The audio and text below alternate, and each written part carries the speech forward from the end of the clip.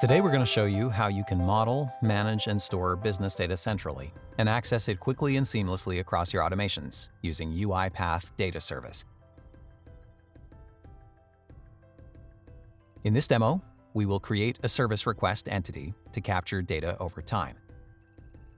We already have 3 entities: customers, products, and service agents defined in the system, and they capture specific related information such as name, ID, creation time, etc.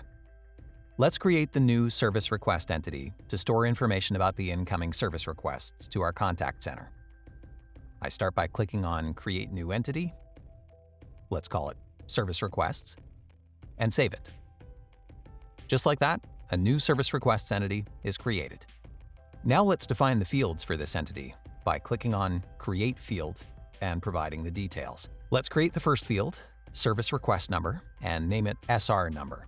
I will choose text as the type of data for this field. I also have the option of specifying the length of the data string. I will make this as a required field. Next, I will create a field to capture the data of the customer requesting the service.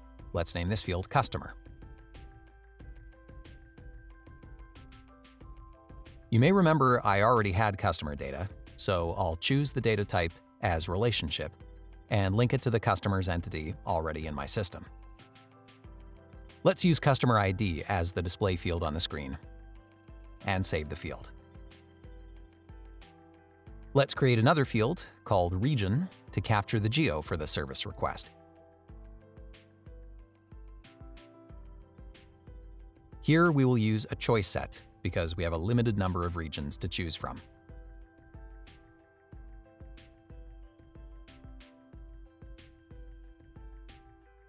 Notice that there's no choice set that pertains to the region yet. Let's create a new choice set called Region. I'll add 3 choices: Americas, EMEA, and APAC by clicking the Add Choice button.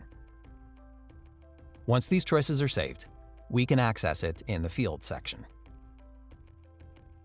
So, let me recreate the region field, choose the data type as choice set, and this time I can select region as the type of choice set and make it a required field.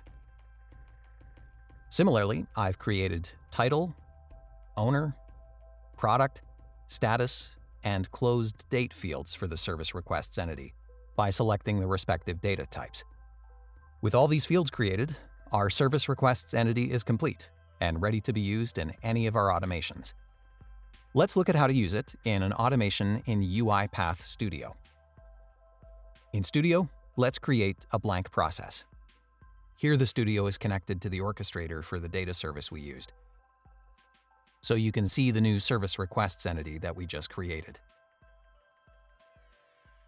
To import the entity, I click on the Manage Entities option in Studio,